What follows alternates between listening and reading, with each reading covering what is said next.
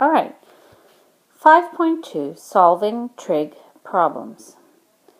So we're looking at a problem here where a surveyor stands at point S and uses a laser transit and marking pole to sight two corners, A and B.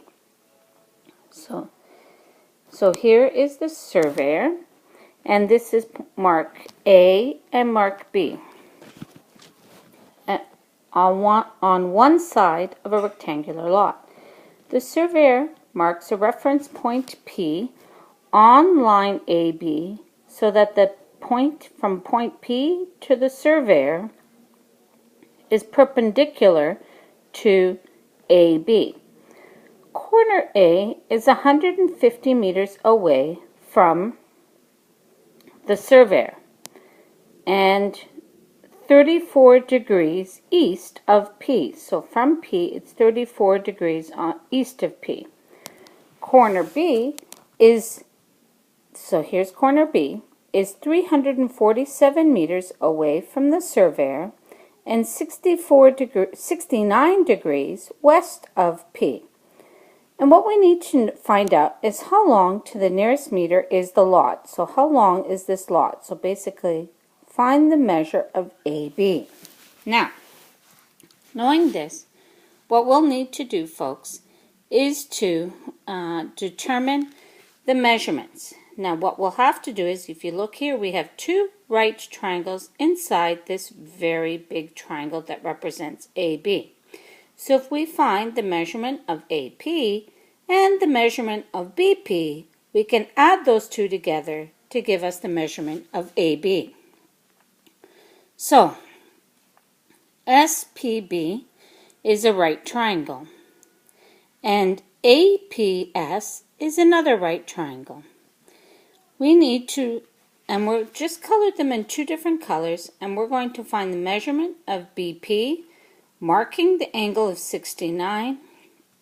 Knowing the side of 347, we can find the side of BP.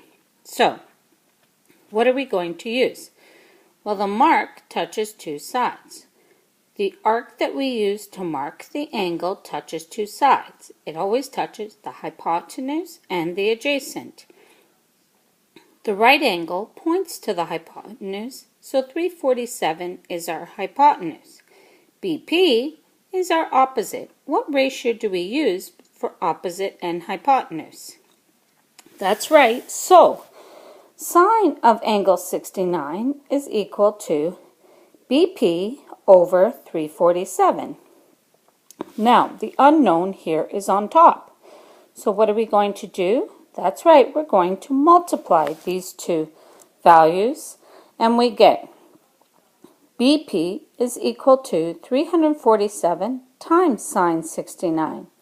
That means BP is equal to 323.9524 meters. The next thing we're going to do is look at the red one. We need to find AP. Mark the angle. The hypotenuse is 150. The opposite is the AP, which is what we're looking for. So again, we're going to use the sine ratio. Sine of 34 is equal to AP over 150. AP is equal to 150 times sine 34. AP is equal to 83.8789 meters. So therefore, to find the entire length from A to B, we add 323, which is the BP, plus the AP, and we get a total of 407.8313. So therefore, by rounding, the lot is 408 meters long. All right, let's look at another question.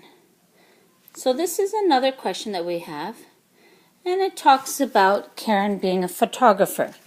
Karen is a photographer taking pictures of the Burlington Skyway Bridge.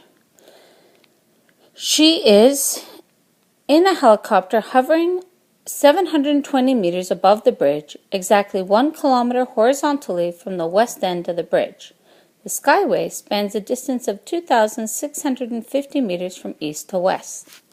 So let's do the bridge, 2,650 meters.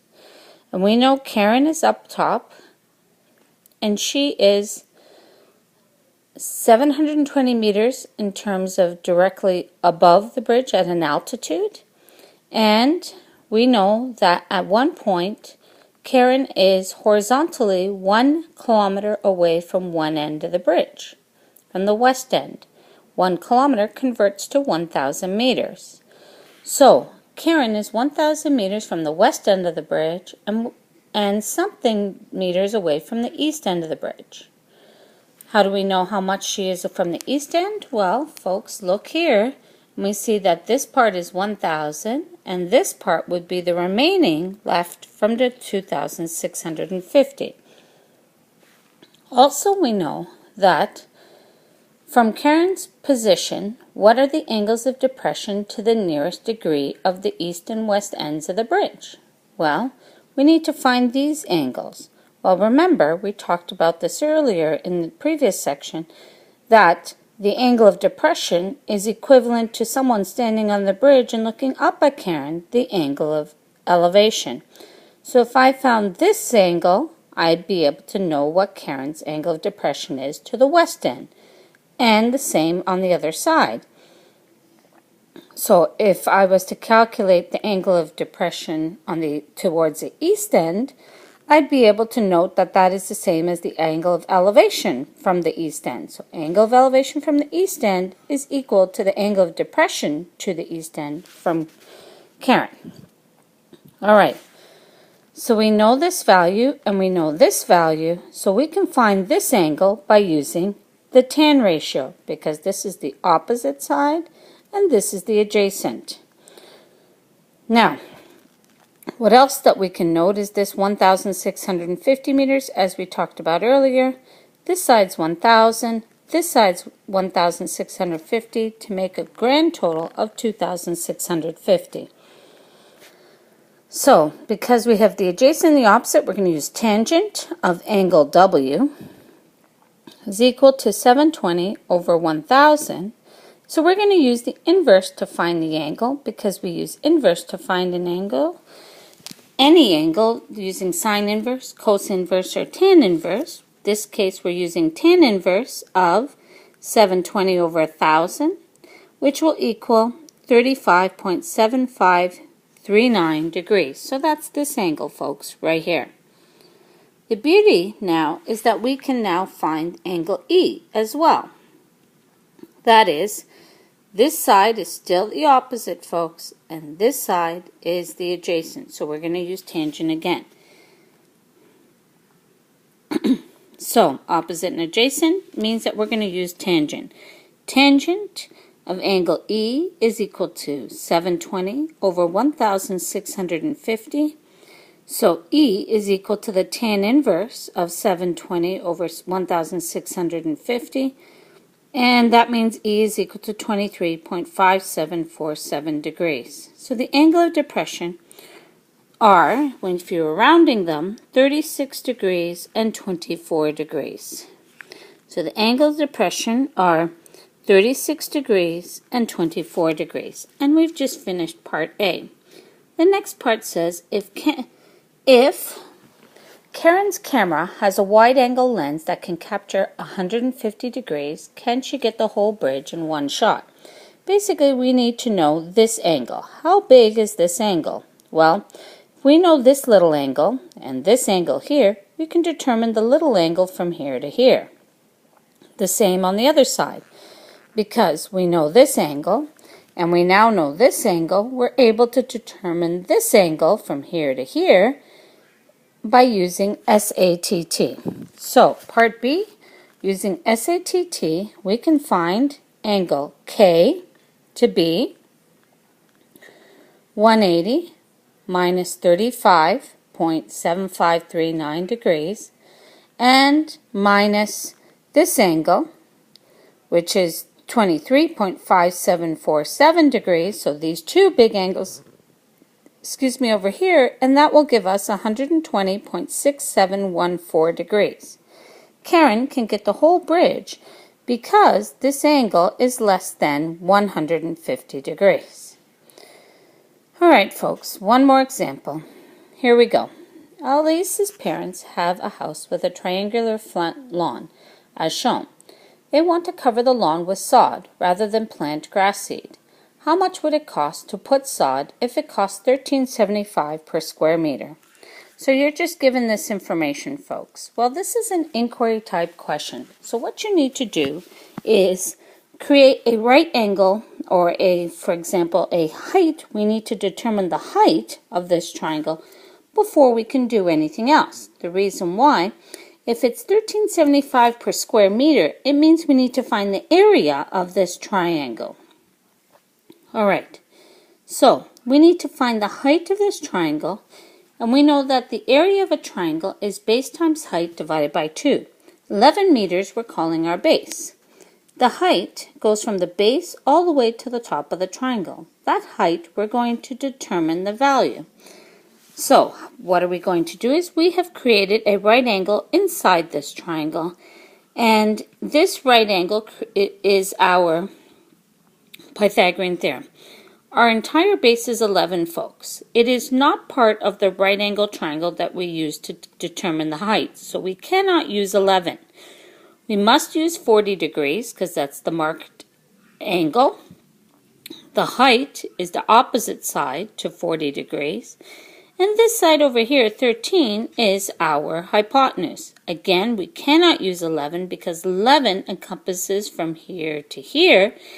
But the triangle that we're looking at here, folks, is all of this side and only part of this side. And we don't know what part that is. So, using opposite and hypotenuse, we're going to use sine ratio to find the height.